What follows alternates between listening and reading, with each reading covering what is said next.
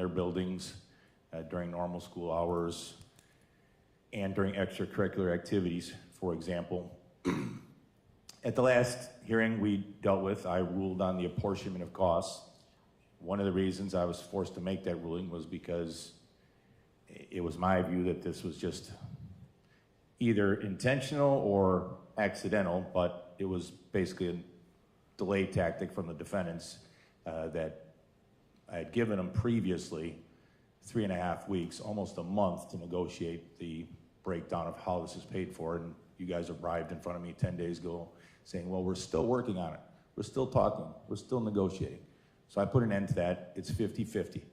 That's an eminently reasonable decision, given that when SROs were in the schools, they were in for, as I understand it, a decade or more before they were pulled in 2020 or 2021. The apportionment between the city and MPS was 50-50. So beyond the ongoing delays to this litigation, which were unnecessary, and me wanting to put an end to that, there was a precedent for the 50-50 split. I'll hear from the plaintiffs first, then probably MPS, and then the city. The city, in terms of their involvement in this case, has not been involved in the case directly as a party as long as the school board. However, everybody in this courtroom knows, and the public knows, that the city,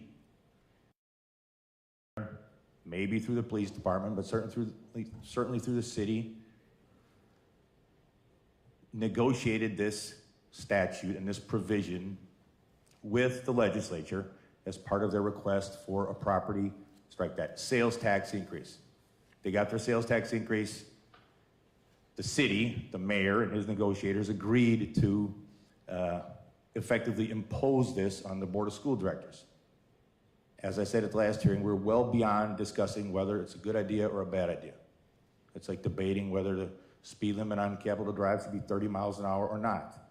Just because you don't like the law doesn't mean you get to go 95 miles an hour down the road on Capitol Drive. Something that happens with a great deal of frequency in Milwaukee, but that's for another day. So what we're here to discuss is the compliance or lack thereof and any additional enforcement that needs to be taken by this court, meaning contempt or sanctions, to get the parties into compliance. As I said, I'll hear from the city first, then I'll hear from Ms. Kohlberg on behalf of the school board, and then much of the recent submissions, I think it's going to focus today largely on the city. And I'm going to be honest, the city has presented conflicting information. The city, in an article that's posted on JS Online right now, the spokesperson for the mayor, Jeff Fleming, said, we don't need any additional steps to be taken to put the SROs in the schools. Why? Because we have 1,500 police officers and it's just moving them from assignment A to assignment B. Now the city would have me believe that there's all these steps that need to be taken. Multiple meetings by the Common Council, and I'm going to ask Council, because MPS was able to get their special meeting done within the last 10 days. Ms. Kohlberg is going to throw her hands up and say, we did everything you ordered, Judge. The city, apparently not thinking this is urgent, sets a meeting for tomorrow. That takes some temerity when you're coming to court today, and then Monday, and then next Tuesday. The city also, despite the fact, and someone, I think I saw a representative of MPD here, I will have that person either make a statement or testify, despite the chief of police having command authority, which clearly he can assign people to this, clearly, you're taking applications. And again, it's insulting to the court that the application deadline is not a week. It's not within my 10-day deadline. The deadline for the applications is next Monday. And then I presume then we'll take 2, 3, 4 weeks to screen the officers, and then all of a sudden it'll be April 1st. And then the city's gonna tell me, now we can't do anything because we need the National Association for School Resource Officers to train them, which means I'll be sitting here, if I go along with that position, which I'm not inclined to do, I'll hear argument, we'll be sitting here in June or July with no action being taken. In fact, one could surmise that the goal of the city is to run this out past when the kids are out of school in May or June. Because if I agree with the position that, well, we can't do anything without the National Association for School Resource Officers training these cops, that puts us in May or June, best case scenario. In my view, it's been the city's intent for a year and a half, either intentionally or neglectfully, to run out the clock in this type of situation, to not comply. Because if we get to contempt, it's going to be contempt for actions or inactions taken since this case commenced. It's not going to be for inactions taken or lack of action taken by the city or MPS in 2023 or in 2024. But everybody here recognizes that this law was passed in June of 2023. The city and MPS had 6 months to figure out the training, which 25 officers are going in the schools. Are they going to Rufus King? Are they going to Reagan? Are they going to a junior high? That didn't happen. Then 2024 rolls around, the city and MPS do absolutely nothing. They sit on their hands until litigation is brought. Litigation is brought in the fall of 2024. One way the city could have handled this would have been immediately to go to the plaintiff and say, you know, you guys are right. The law says put the officers in. We haven't. Here's what we're going to do. Instead, the city, and it's their right, has chosen to litigate this case and fight the writs of mandamus and argue over deadlines rather than putting the officers in the schools. And let me say, parenthetically, it's unfortunate that we live in a society in Milwaukee where you need to have not just school resource officers, meaning sworn law enforcement, but also significant numbers, hundreds, I believe, of school safety officers. It's unfortunate. I prefer that that's not the case, but it is the case. So with that backdrop, let me hear from the plaintiffs first as to what has happened, what's not happened, and what you think should happen in terms of any sanctions, contempt, or otherwise. Yes, Your Honor, thank you. As a preliminary matter, there are 2 pending motions before this court that should be resolved. First, after plaintiffs were ordered to amend the original complaint to include the City of Milwaukee, the Milwaukee Board of School Directors, or MBSD, as I'll continue to refer to them just now because there's 2 defendants, again moved to dismiss or quash that motion. In support of their motion to quash or dismiss, MBSD simply says that it incorporates by reference its motions to quash or dismiss the petitioner's writ of mandamus and the petitioner's alternative writ of mandamus on the grounds that the action must be dismissed because the petitioner did not meet the requirements of Wisconsin Statute 893.80 prior to filing suit, and the action must be dismissed because mandamus is not the appropriate legal remedy.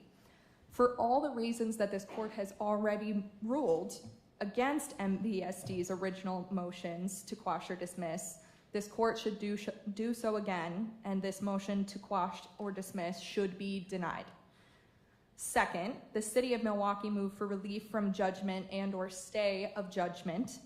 The court should deny this motion as well, and the plaintiff is prepared to argue why this motion is inappropriate, but because this hearing is to discuss why the defendants continue not to comply with Wisconsin law, it may be appropriate for plaintiff to save those arguments for after defendants have stated their reasons for non-compliance, but I'd be happy to go into it if you would prefer that.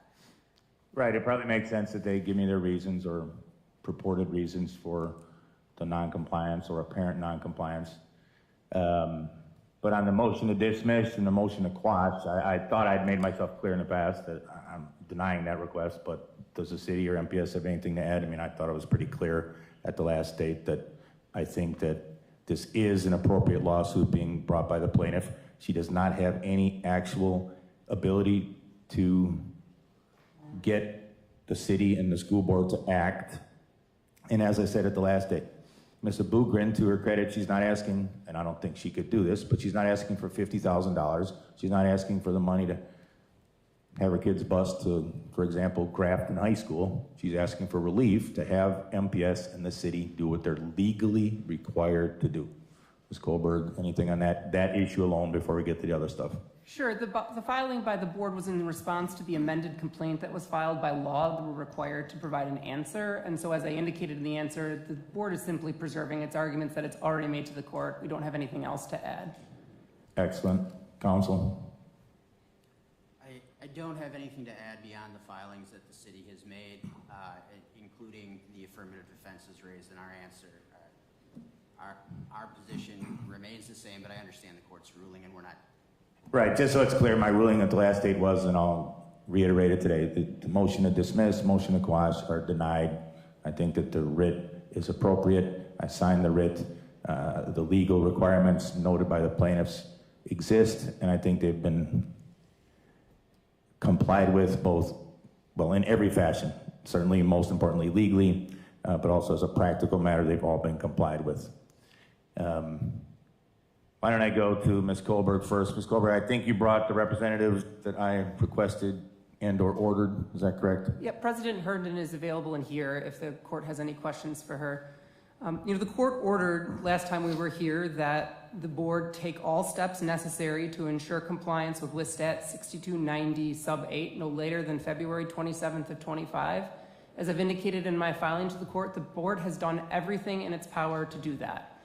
As I indicated in the filing, the board immediately following the hearing on February 17th called for a special meeting of the board to effectuate the court's order.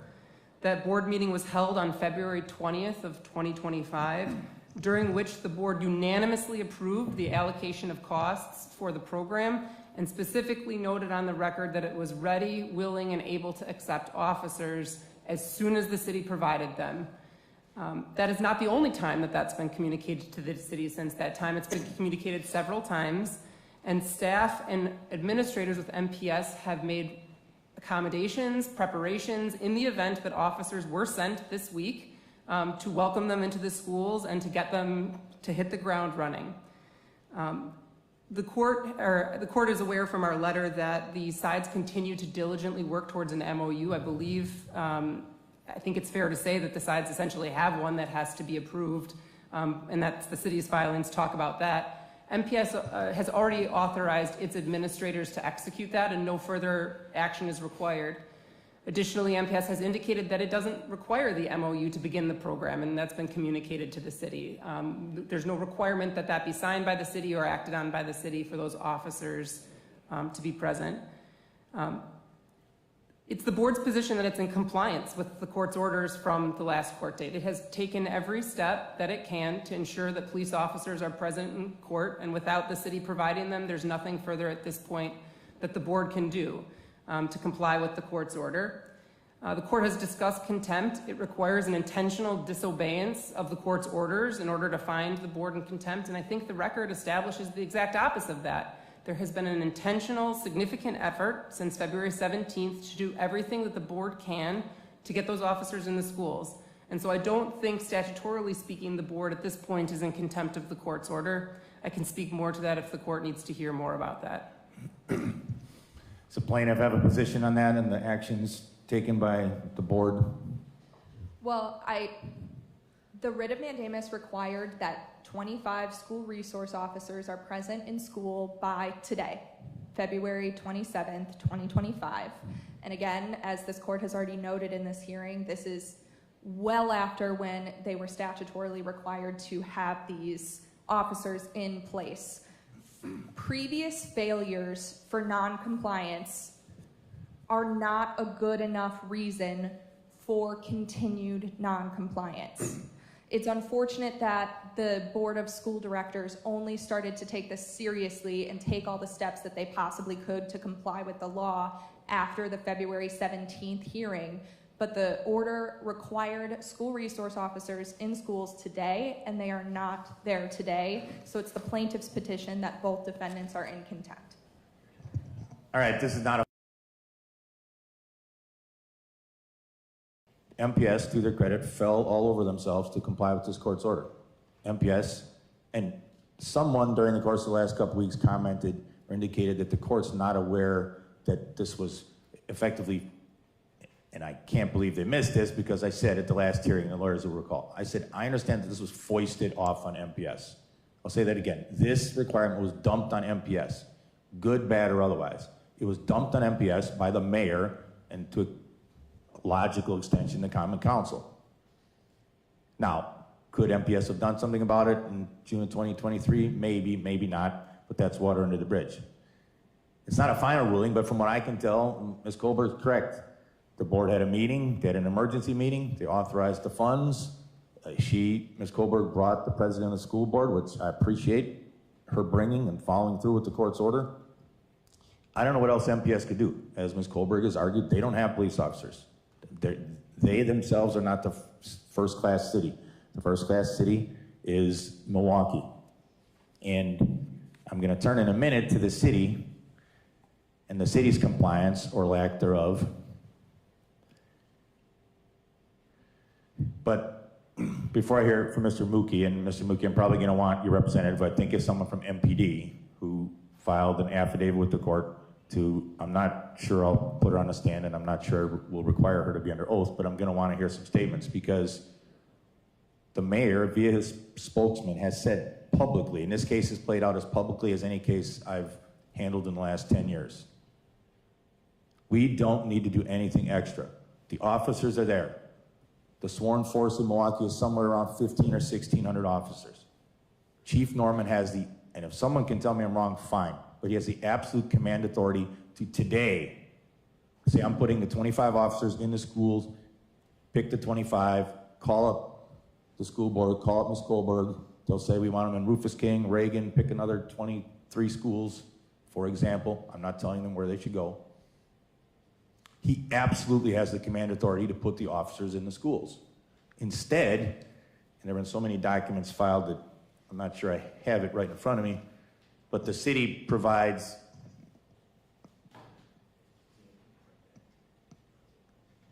a job posting.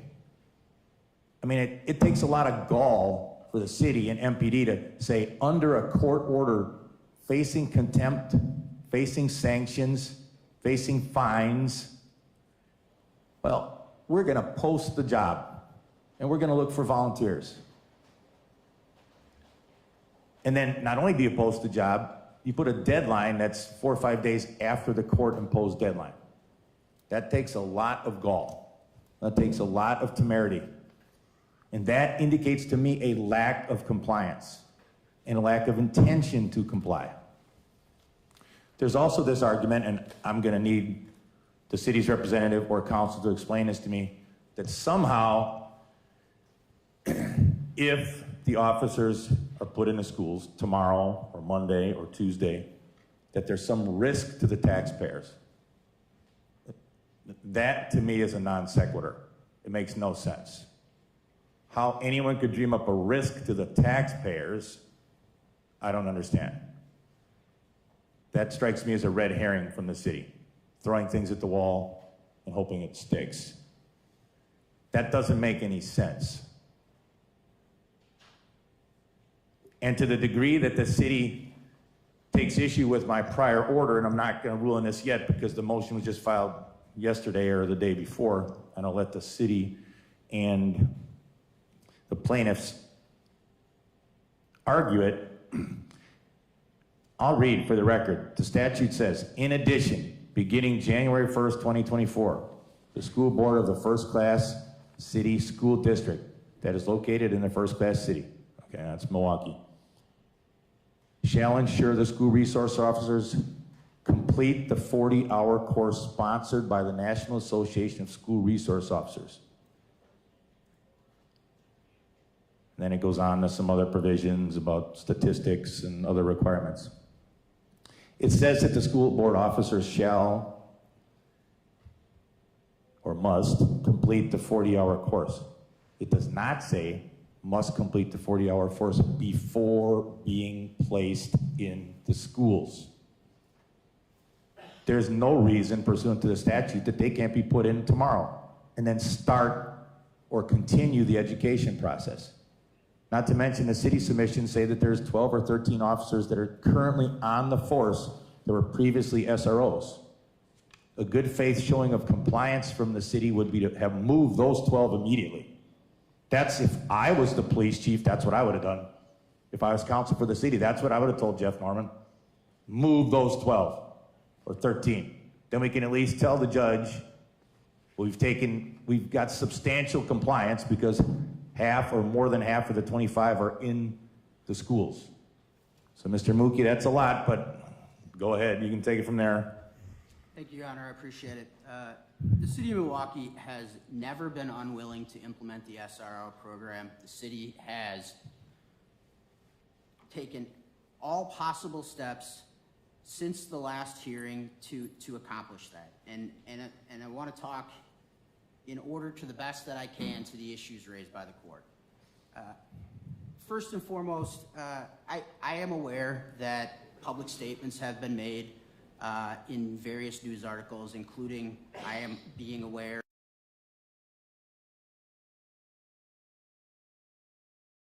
I don't know is the question that was posed to Mr. Fleming. I have his quote before me.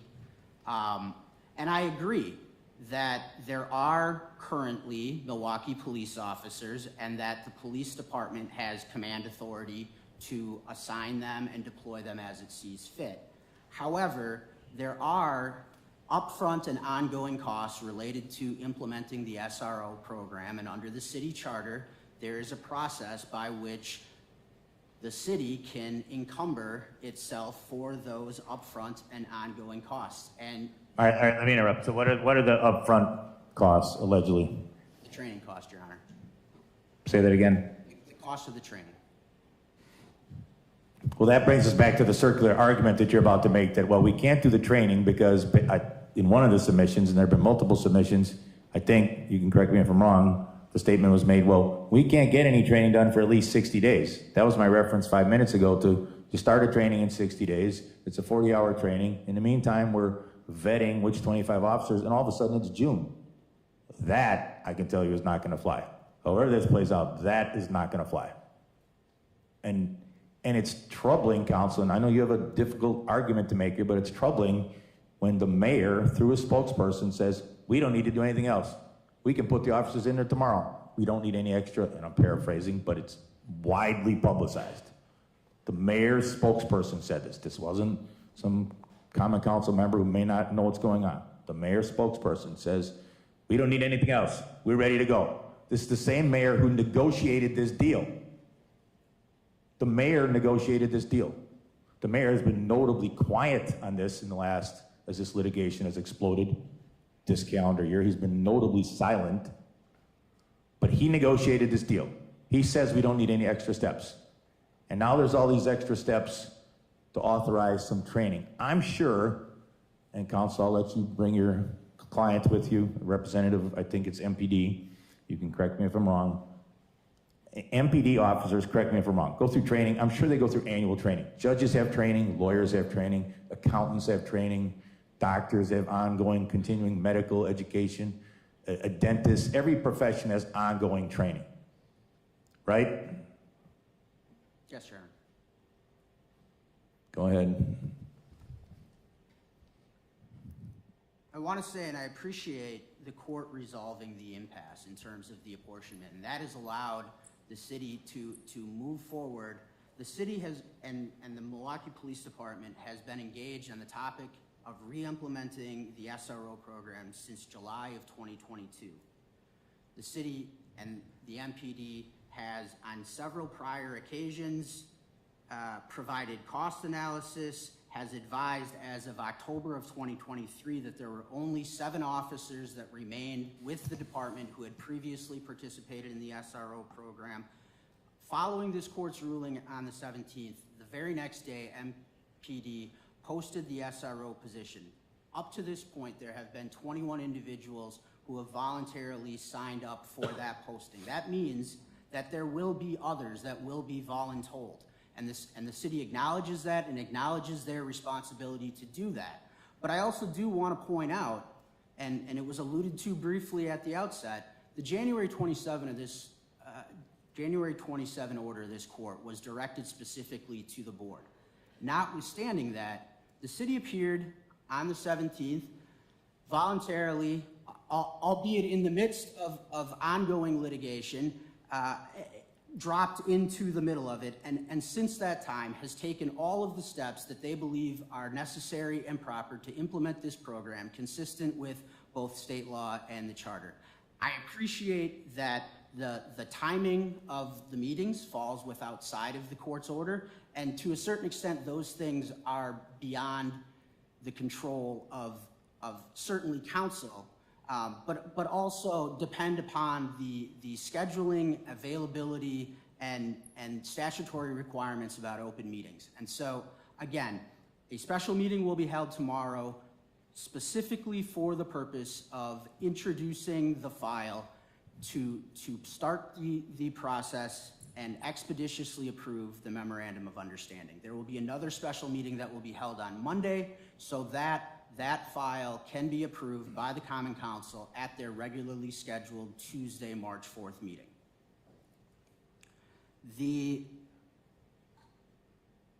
Turning to the other question as to whether or not training is required beforehand. The statutory language in the first sentence of the statute says, beginning on January 1st of 2024, the school board shall ensure that officers are in schools.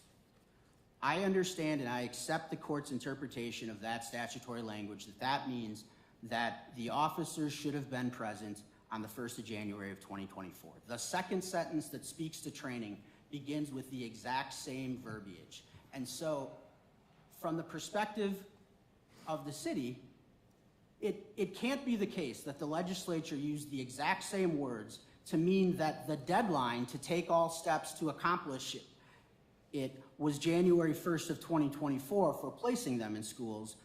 However, January 1st of 2024 was only the beginning of a process during which at some point thereafter training should take place in the second sentence. And so it is the position of the city that the statute, when read in context, officers, as defined in the statute, are law enforcement officials who have been trained by NASRO. As I mentioned in my brief, and as the court has alluded to, MPS has over 200 safety officers that are presently in the schools. And those individuals, nonetheless, do not meet the statutory definition of school resource officers because they are not law enforcement officials. MPD has police officers. However, to the extent that they are not trained, they also do not meet the statutory definition of school resource officers. And so it is not simply a matter of sending MPD officers to schools, but all right, let me interrupt. So here's the problem. Let's boil this down. And yes, council, you and the city have only directly been a party for the last 3 or 4 weeks. But as you've acknowledged, as MPS has acknowledged, I mean, everybody knows this was initiated as part of the agreement on Act 12 and the sales tax, and I'm not going to go over all that again. So the city's been involved directly or indirectly for at least 18 months, more like 2 years. So the argument basically that you're making is my client is negligent, my client is dilatory, my client does little or nothing in 2023, nothing in 2024, nothing when presented by a lawsuit from a parent and a very good law firm. There's no negotiation. We're going to argue. We're going to sit back and do nothing. We're going to wait for a judge's ruling. And now you guys are going to try to box me in and say, well, judge, we need another 60 days, 90, 120, 200, God knows how long we need because of this training issue. Because if I buy that, that means I'm giving control of this, how this plays out to the city. That's not going to happen. And I need, counsel, I need your representative from MPD up here sitting next to you so that she can answer some questions. Come up, ma'am, please.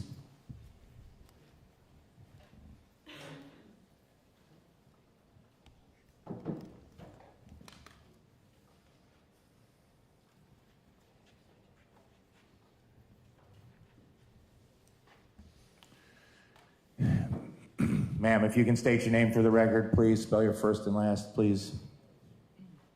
Heather Huff, Heatherhough.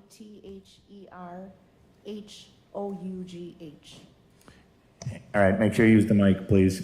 You're the chief of staff for Chief Norman, correct? That is correct, Your Honor. I'm not going to swear you in because I trust officers and professionals to make truthful statements to the court, so I'm not going to swear you in. I think that's unnecessary.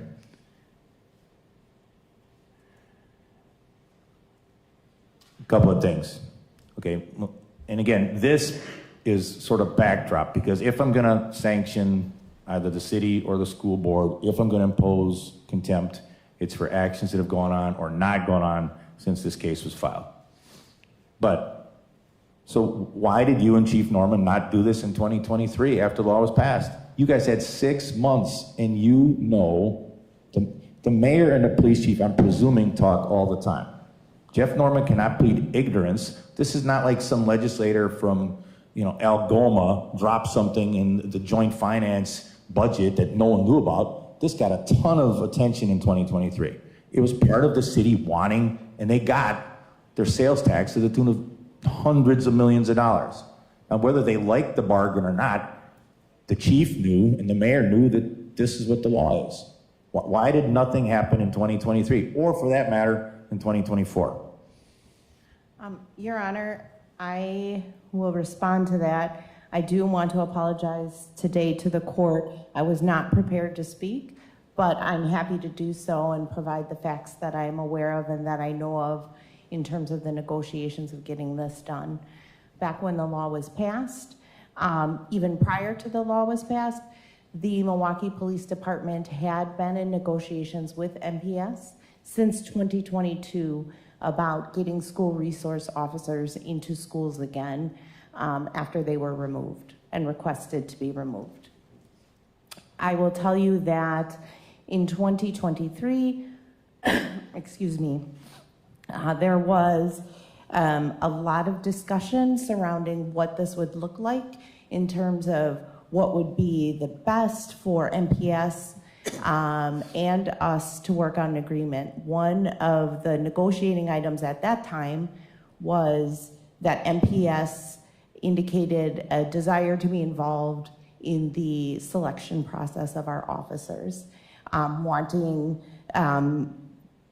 representatives from the Milwaukee Public Schools as part of choosing which candidates would be in schools and be involved was one of the things that was being negotiated at that time. In addition, another thing that was under discussion at that time was which of the hundreds of schools these officers would work out of. That being said, it didn't mean that MPD wasn't involved and engaged in schools, not just responding to calls for service, but in 2023 and 2024, we were present in over 70 schools in the city of Milwaukee, conducting engagement with officers and doing other things that are similar to SRO duties.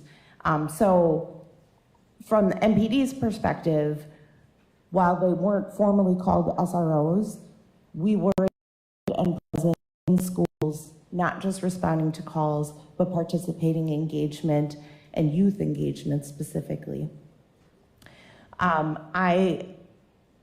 I recall, I know there was a lot of discussion about, well, we need to understand where we're going to be.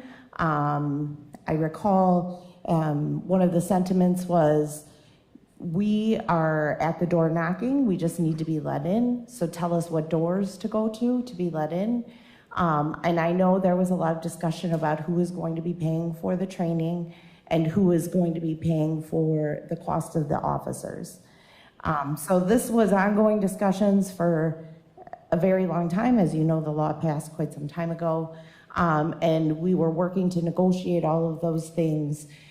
One of the biggest pieces why we didn't post was the factor that MPS wanted to be involved in the selection process. And in order to do that, we felt we needed an executed MOU as a contract and guidelines to say, this is how these individuals are going to be picked and hired. And because there was that involvement with another party, we felt we could not proceed without a signed contract. And so that leads us, a lot of these discussions and many others, up until this particular court hearing, and the one prior to it, where this court ordered the city and the Milwaukee Police Department to have those officers in place. And we immediately then posted. It was on February 17th that we learned MPS had taken out the provision about wanting to be part of the selection process in the MOU, which then allowed us to go ahead and post, because we, as a department, could solely identify which candidates would be chosen to send to the training and then send to the schools. And I want to say, even during this time, and even during the time where we are out of compliance with the SROs, our officers have been in schools, just not formally called SROs.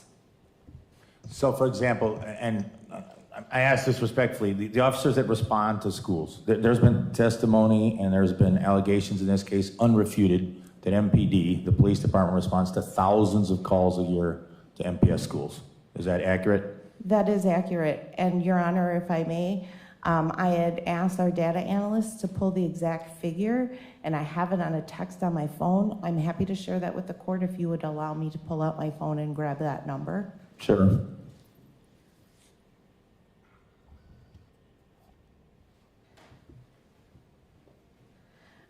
From August 14th, 2023 to May 21st, 2024, there were 3,141 calls for service, and that was for the 23-24 school year.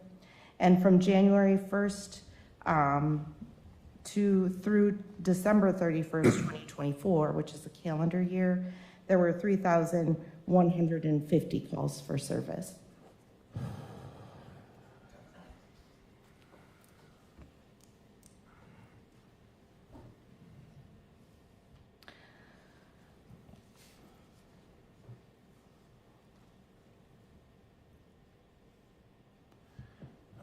So I did some quick math. It's not my strong suit, but I did some quick math. Roughly 3,100 calls in a school year. There are correct me if I'm wrong, it's about 180 days in a school year, correct? 176. Thank you, Ms. Gilbert. Rounding up or down, that works to about 17 calls a day to MPD. Does that sound right? As a general average, yes. I realize you're trusting my math, so I used my calculator. But that, for everybody here, that 17 calls a day to the police department. First of all, that is incredibly sad that that's the situation kids in MPS are subjected to. Because the vast majority of kids in MPS, the 80 or 90% or 95% that want to be there to get an education are subjected to, I mean, think about that. I know there are over 100 schools, but 17 calls a day. So the backdrop again to this, Mr. Mookie, is MPS, strike that, the police department. It's hard to say MPD and MPS in the same hearing. The police department is already expending significant resources every time. Rufus King's a good school, but I'm just using him as an example. Rufus King or Reagan or whoever picks up the phone and says, we've got a fight in the hallway, or we've got people, and we've all seen this, racing their cars and doing donuts on the front of our walkway, endangering our students. MPD has to have an officer, the police department has to have an officer drop whatever they're doing, drop their patrol, drop their follow-up on a prior investigation, and race over to that school to deal with it. There are already, I'm sure, tens, if not hundreds of thousands of dollars. I'm sure it's obviously hundreds of thousands of dollars in police hours and time and effort already being expended in the schools. Correct? Yes, no dispute from the city. Does the plaintiff have anything?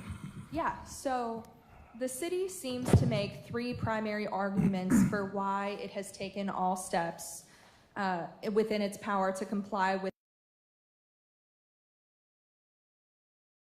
scheduled meetings for after the 10-day deadline set by this court. It put out a job posting for SROs that will be accepting applications until after the 10-day deadline set by this court. And 3, SRO officers have not, MPD officers have not completed the necessary training because both defendants have been out of compliance with the law for 19 months and have taken no steps to accomplish this training. So I'm going to quickly go into why each of those reasons in and of themselves does not warrant relief from this judgment and is an example of why the city is in contempt. But I do want to just re-establish what this issue boils down to. Previous failures to comply from the law cannot be the reason why the city and MBSD continue to not comply with the law. Saying that they don't have enough time within your orders to comply is a non-starter argument, because this all should have been done prior to January 1st, of 2024. So, going into that, the city argues it substantially complied with the law because it has scheduled meetings for after the 10-day deadline. In a letter updating Judge Borowski on the city's efforts to comply, which is docket document 35, the city said that it will not send officers to MPS as SROs until a memorandum of understanding has been executed. The city also states that the MOU will be introduced before Common Council at a special meeting held on Friday, February 28th, which is after the 10-day deadline. A special meeting will be held on Monday, March 3rd, followed by a regularly scheduled Common Council meeting the next day, March 4th. What the city does not discuss in any of its filings or in any of the arguments today is a good reason why any of these meetings were scheduled after the 10-day deadline.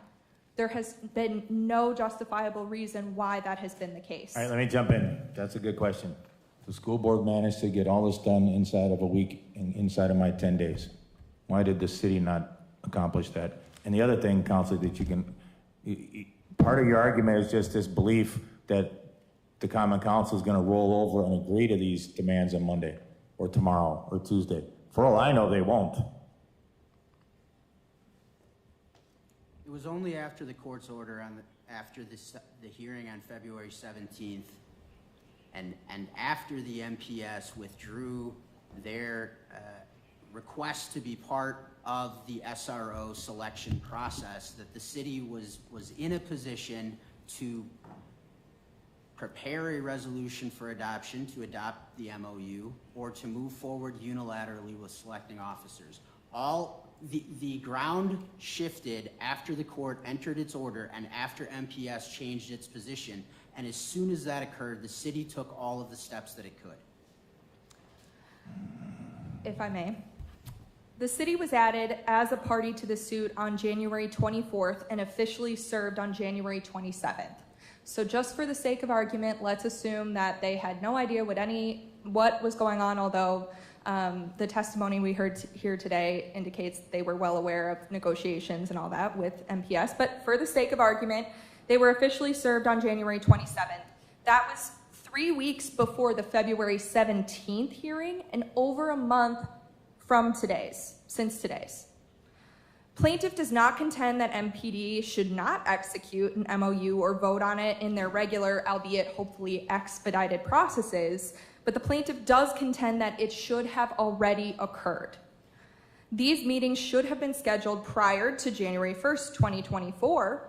They certainly should have been scheduled after the city was joined as a party over a month ago, and especially should have been scheduled prior to the additional 10-day grace period that this court has given the city and MPS. So that's the first argument that the city made, and I think plaintiff has laid out why that's not an adequate argument for why they have taken all steps necessary and to demonstrate that they are in contempt. Next, the city argues that it has substantially complied with the law because it has put out a job posting for SROs that will be accepting applications until after the 10-day deadline. In the job posting for SROs, which is docket document number 34, it says applications for the assignment of school resource officer will be accepted until Monday, March 3rd, 2025. Again, after the 10-day deadline that was given at the February 17th hearing. Similar to the reasoning plaintiff just explained for why scheduling meetings after the deadline is not sufficient for compliance, plaintiff contends that this process should have already occurred. Not to mention, the job posting, again, docket document 34, explains the process for after the application closes. It says, all applications received will be reviewed to ensure they meet minimum requirements. A pool of applicants will then be chosen to continue in the selection process. The selection process may include a panel interview or presentation. The panel must be made up of at least 3 MPS representatives, and this is in the filing, so I understand that there's been testimony today that that's been removed after the February 17th hearing, but I'm just reading from the job application that was filed yesterday with the court.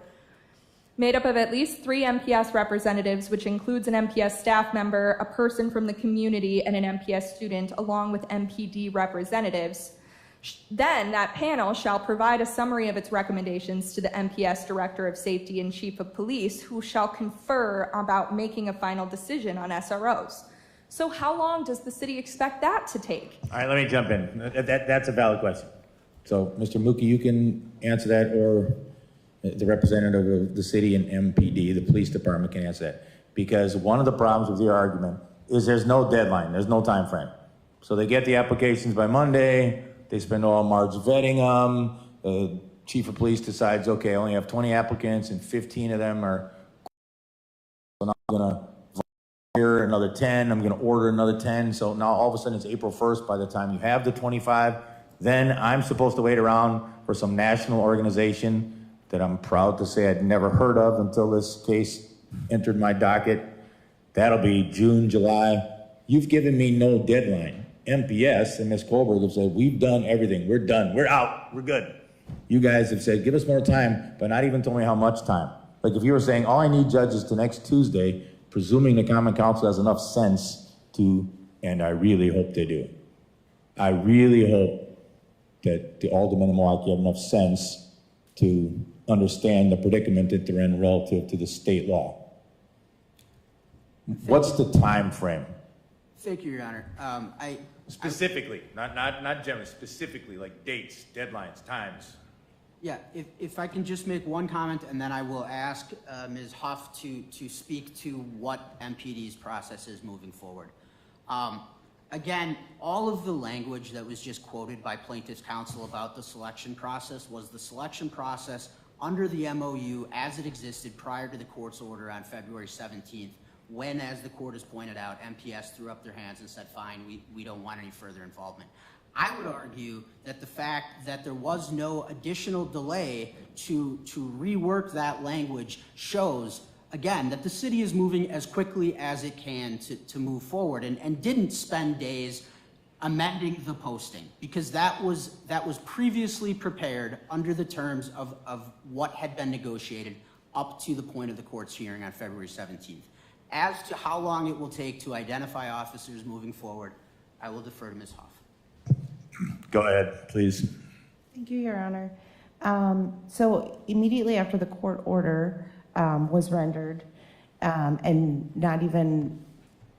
before it came out in writing, the command staff was asked to identify individuals within the districts that would be good candidates in the event that not enough people applied.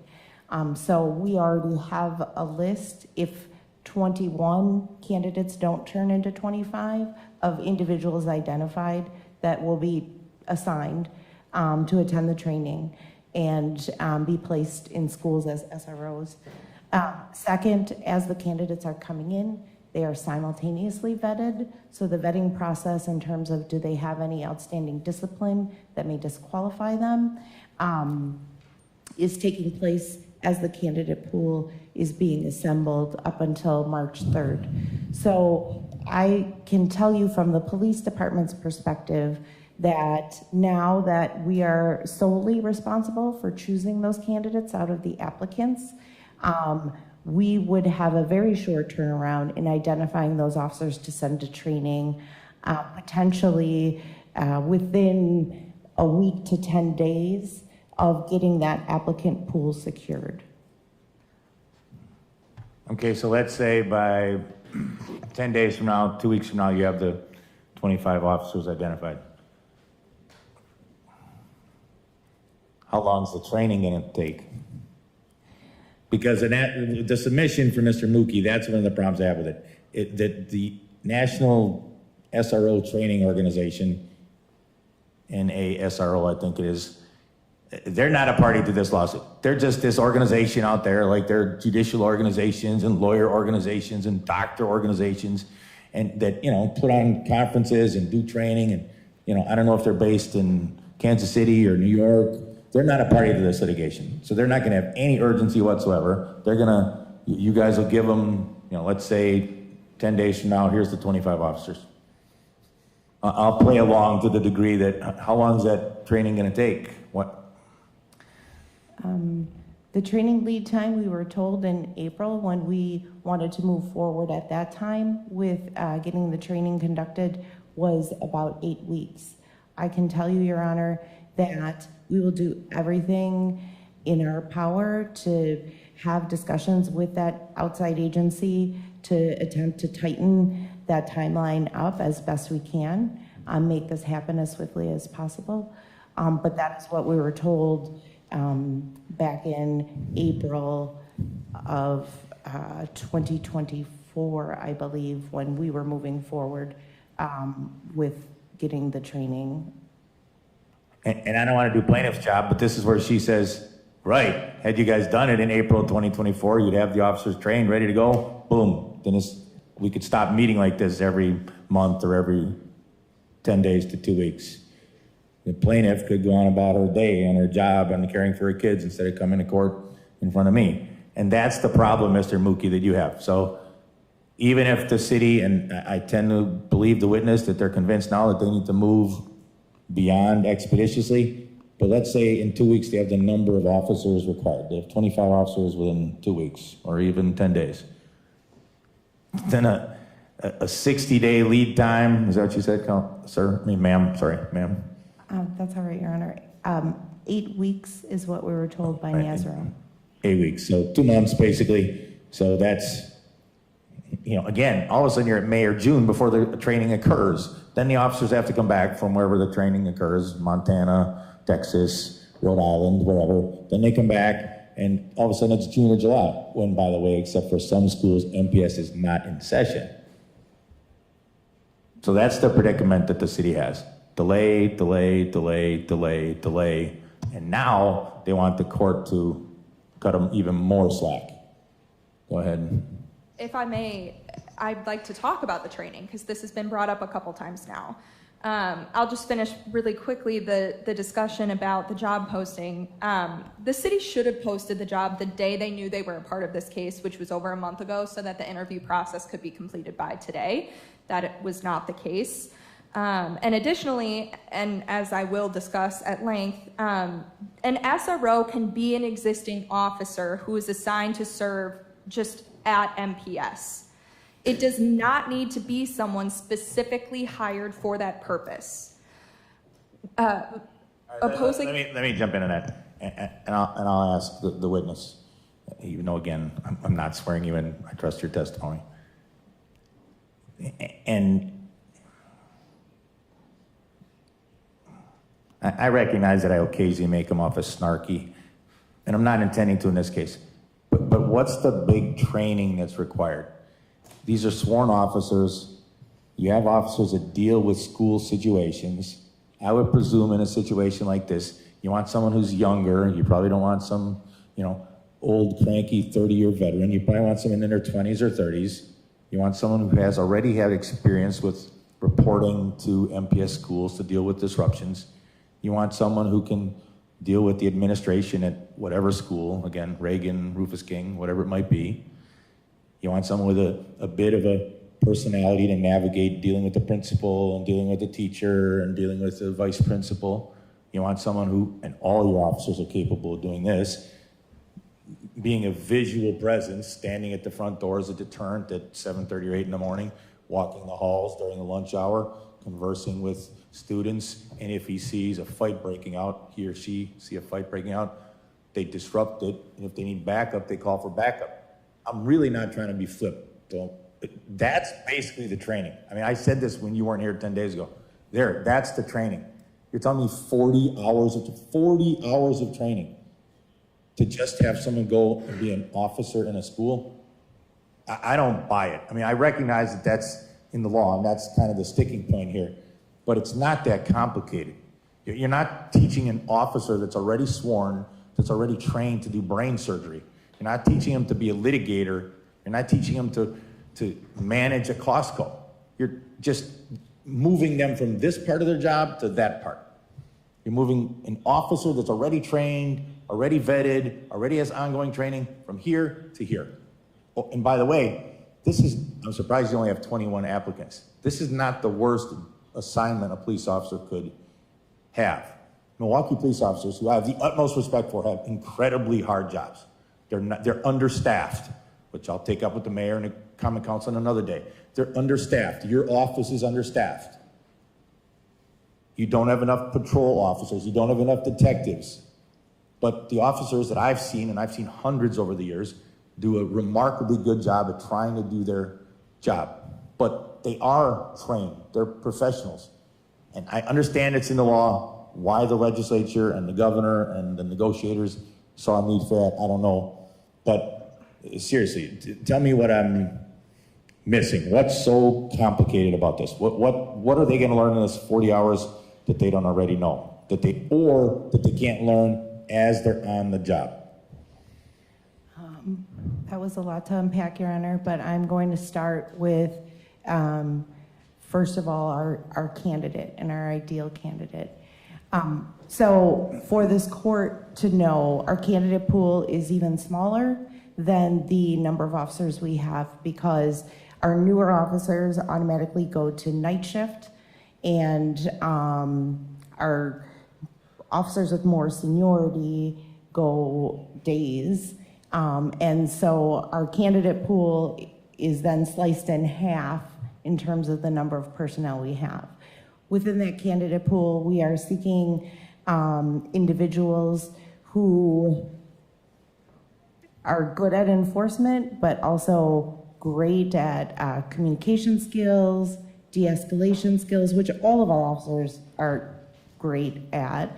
However, there is a specialty niche for students and working with youth. I am here today not equipped to discuss the curriculum of the NASRO training because I don't have that knowledge off the top of my head, nor do I have that information in front of me. But I know that part of what that training provides is specific to dealing with youth, schools, education law, etc. I will say that we could put officers in school, but another thing that was really important about the MOU was providing boundaries and guidelines for how our officers engage and do enforcement.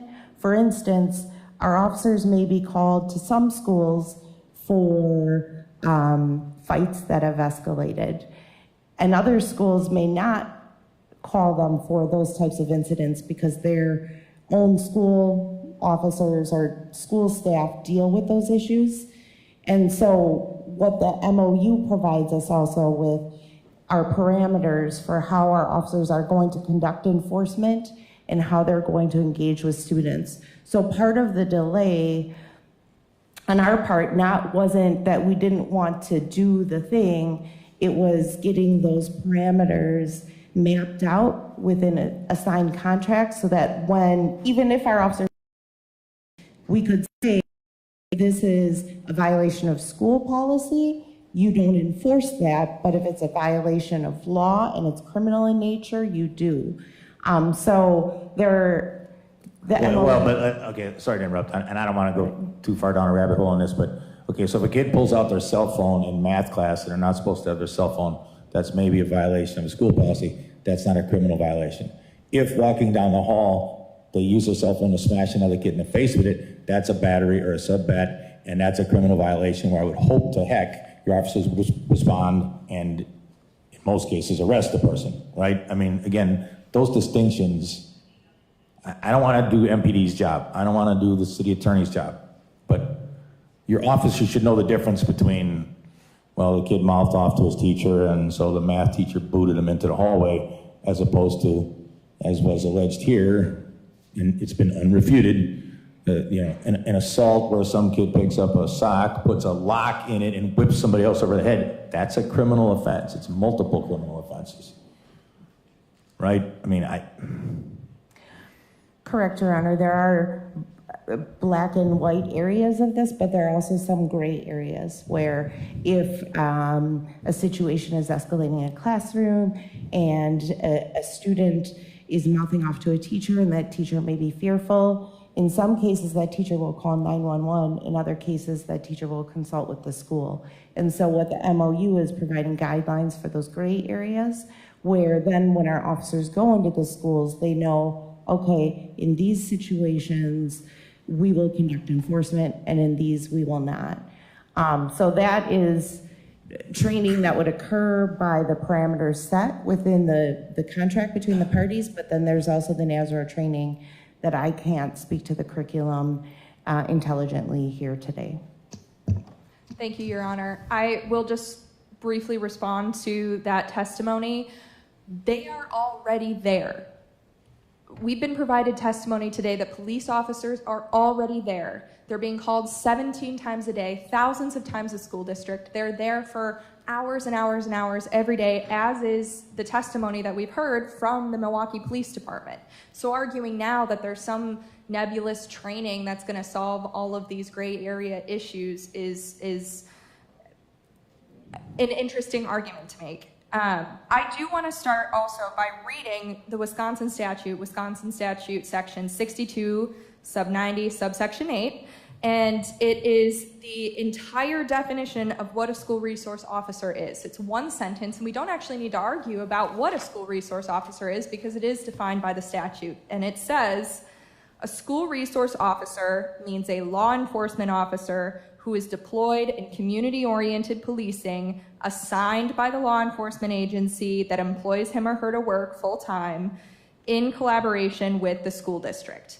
That's what it says. It does not say that training needs to be completed prior to the officers being assigned to the school district.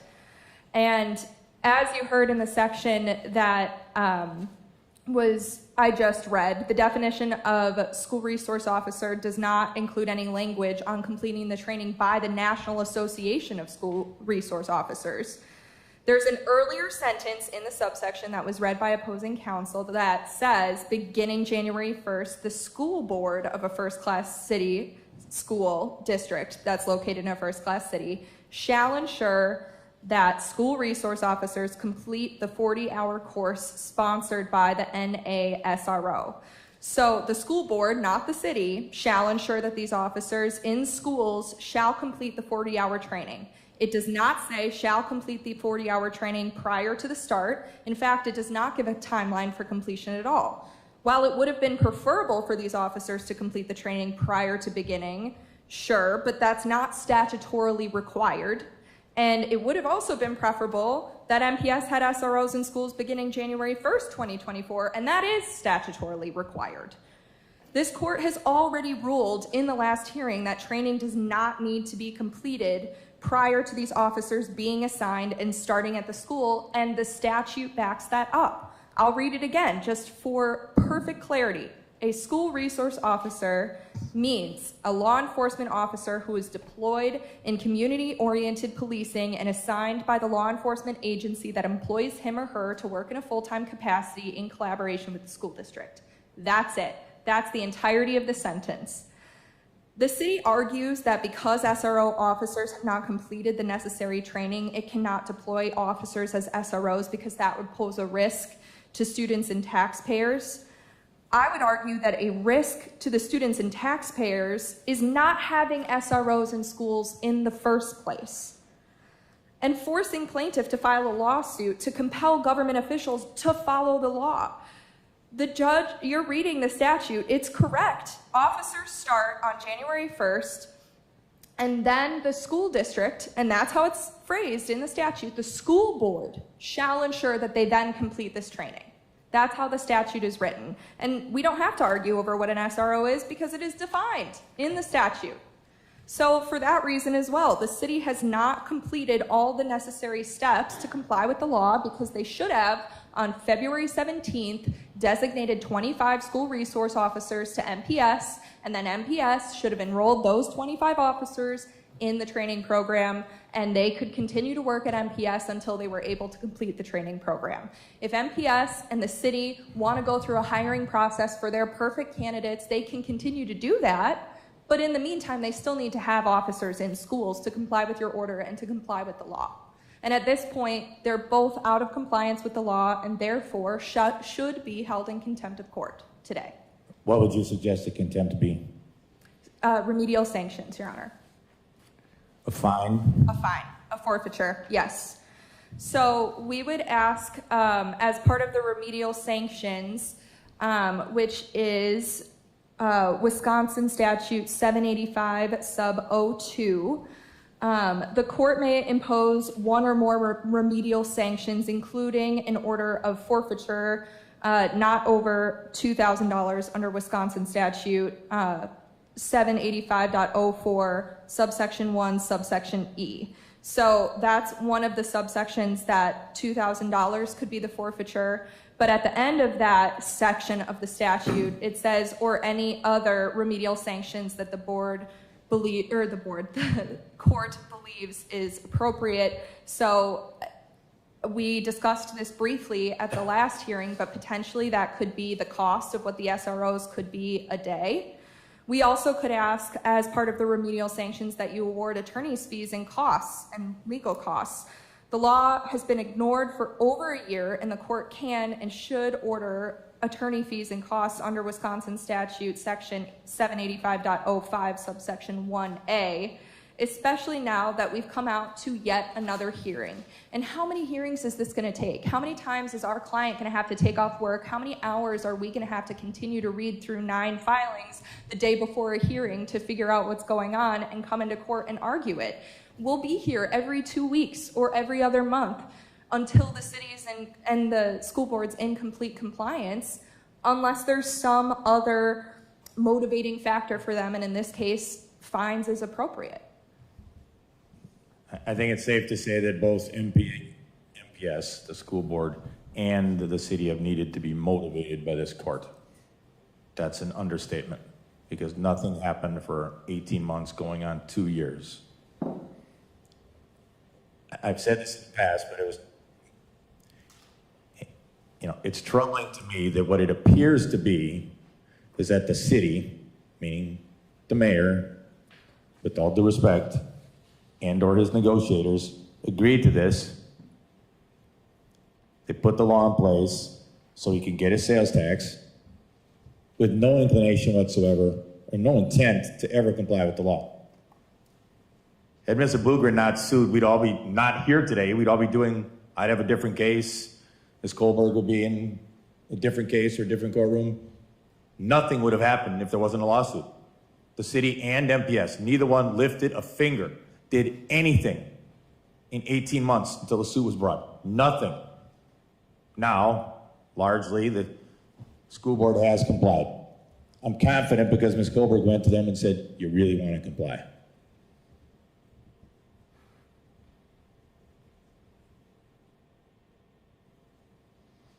Mr. Mookie, you want to address the issue of contempt and how it would be purged and cured potentially by your client? And the plaintiffs are correct in terms of a remedial sanction. Everybody was advised at the last date that I said it on the record that I would take up contempt, sanctions, other potential penalties. Under 785.04, there are a number of enumerated remedial sanctions allowed for the court to enforce its orders. They're listed. They're all a variety of options, but mainly it's a fine or fines. There are some things that are not applicable in this case, given the nature of this case. And from my standpoint, the point of a fine, point of contempt, it'd be to further push the city to get this done. Because, and maybe the police department, maybe Mr. Mookie needs more information, I don't know. But my concern is, if I don't impose a sanction, if I don't impose contempt today, that the plaintiff's counsel is right. We'll be back in 2 weeks, and then we'll be back on May 1st or April 1st, and this will just go on and on and on I have other cases. It's not fair to anybody. It's not fair to the taxpayers. It's not fair to the students in MPS. I can have the hearings if necessary, fine. I can drag the lawyers in, fine. It's not fair to the plaintiff. It's not fair to the students in MPS.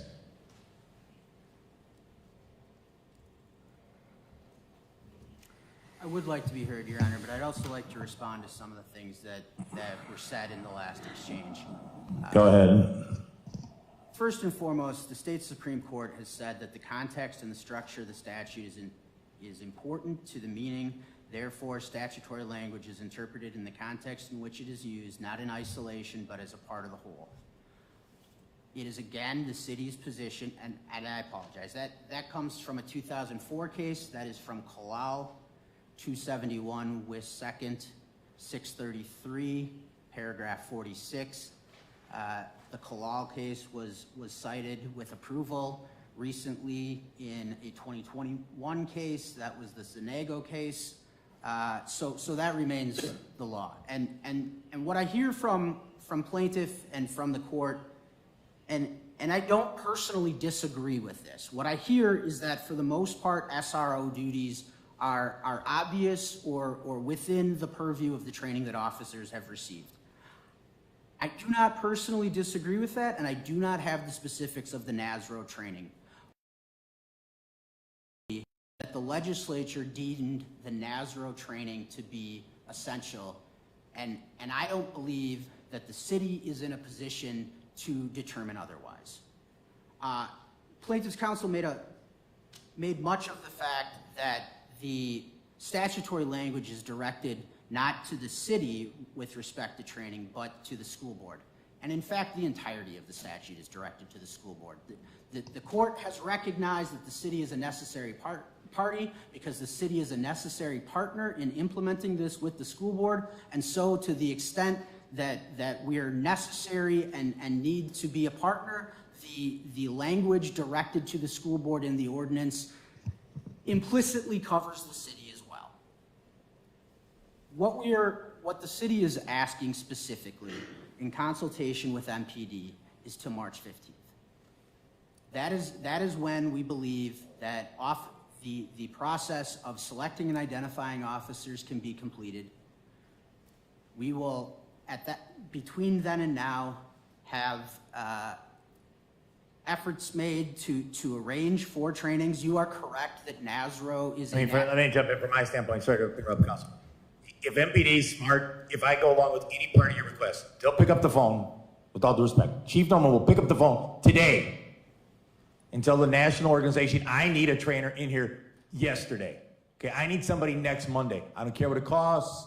I don't care if they're busy. You get your trainer here next Thursday. Bring them in and train my 25 officers. Now, I don't think that that's within Chief Norman's makeup. I don't think, candidly, he's capable of being that forceful. Maybe I'm wrong, but I've never seen him do anything but smile, which is great. Believe it or not, I smile once in a while. I'm not sure he's capable of that, but that's what should be happening if I go along with any portion of your request. I don't know how I can be more clear. And for the mayor's chief of staff, he needs to understand he's behind the 8 ball in this too, because he sat in his hands. Chief Norman did nothing for 18 months. Nothing. I interrupted, you can finish.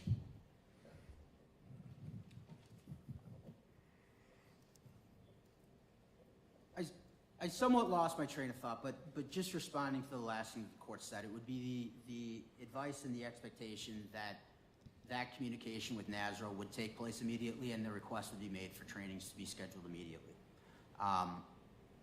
It is my understanding that the organization is located outside of the state, but that they host trainings in the geography where the officers are going to be trained. It's my understanding that they were in the state of Wisconsin previously, and it would be my expectation that MPD would make those arrangements as expeditiously as possible.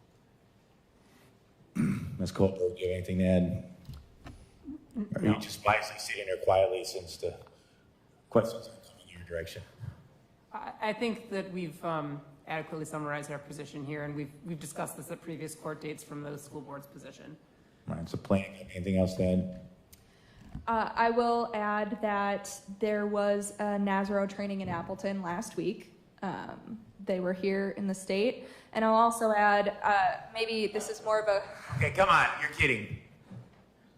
Was the city aware of that? The city learned of that in a news report that was filed this morning. Well, but that again, Mr. Mookie, that speaks to the lack of urgency. This is a crazy example, crazy analogy maybe, but okay, if anyone here who has a child, if they have an emergency, if they can't stop coughing, you're gonna get them to a doctor immediately. If you're under a court order, I'd like to think there's some impetus for the city to comply with court orders.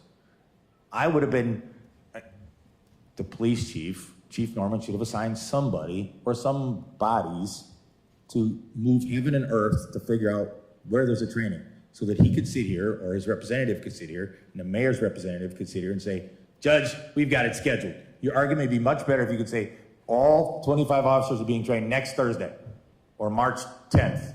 Instead, well, sometime in the future. Not a good argument. I'm taking this under advisement for 5 minutes. We're adjourned. I'll come back with a ruling.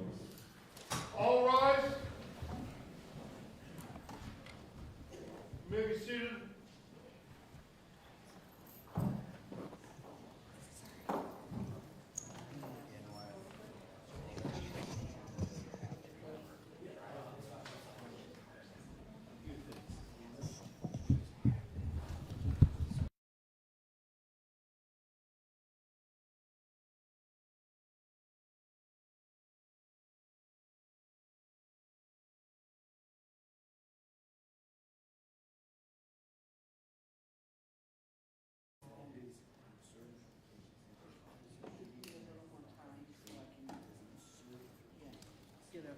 Reschedule this. Hopefully, only like, I'll try to get it done in 5 minutes. But if he sees me on the bench, he knows why.